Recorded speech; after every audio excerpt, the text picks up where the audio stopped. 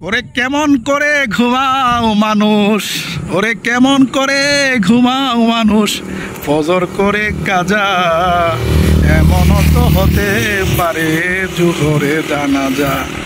অনেকে দেখে ভাবতেছে টিকটক না ভাই, টিকটক না, এটা বাস্তব কথা। বন্ধু কি খবর বলো? ভালো আছো? ভালো আছি, সুস্থ আছি, এটাই আল্লাহ তাআলার কাছে সবচেয়ে বড় নিয়ামত। কারণ আমার কথা হইতেছে মানে ইদানিং একটা বিষয় মাথায় আমার চক করতেছে। কেমন চক করতে যাবেন, কেমন চক করতেছে, আমি এক দোকানে গিয়ে বসছি, তো দোকানদার আমার সাথে একটা কথা শেয়ার করছে যে ভাই আমার দোকানে ভাই অনেক টাকা বাকি রাখছে ভাই। এই যে বাকি রাখা যে ভাই এরা কুরবানি দিব ভাই, কুরবানিটা কি হবে মনে হয় না।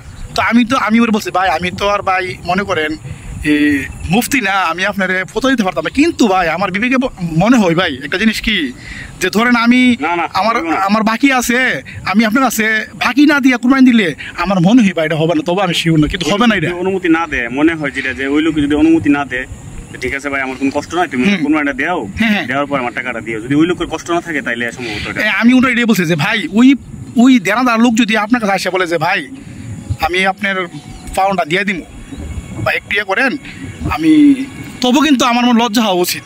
একটা মানুষের 4,000 5,000 টাকা বাকি টাকা রাখা আপনার লাখ টাকা কুরবানি দিবে।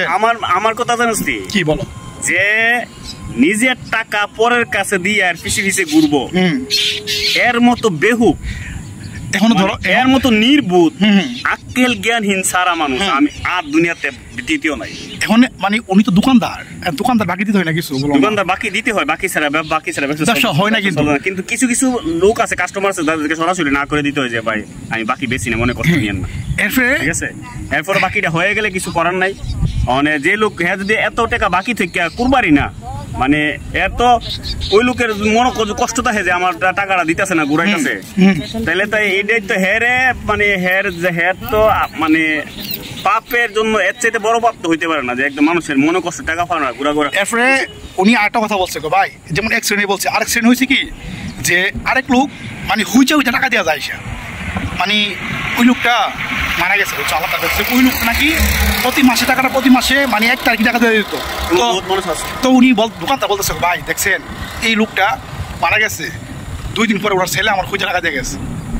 তাইলে এই 2 শ্রেণীর লোক, এক শ্রেণীর লোক বাকি রাখা নিজে আমার সত্যি দোকানদারের 5,000 টাকা দিব না, আর এক শ্রেণীর লোক নিজে না হইলেও দেনা পরিশোধ করবো।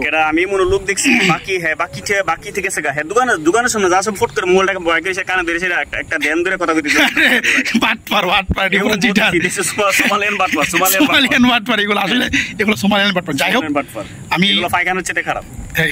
যাই হোক আমি সবাইকে এটা অনুরোধ করবো যে আপনারা মানে পাওনাদারদের টাকাটা অবশ্যই সবার আগে দেওয়ার চেষ্টা করবেন। এটা আমাদের প্রথম মাফ আছে, আল্লাহ তাআলার হক মাফ আছে, কিন্তু পাওনাদারের বান্দার হক মাফ বান্দা মাফ না বল, কিন্তু আল্লাহ মাফ করবেন, আল্লাহ বলছে, কিন্তু ওই আযাব তো বুক করুন লাগবেই। যাই হোক সবাই ভালো থাকবেন, আল্লাহ হাফেজ, সবাইকে ঈদ মোবারক।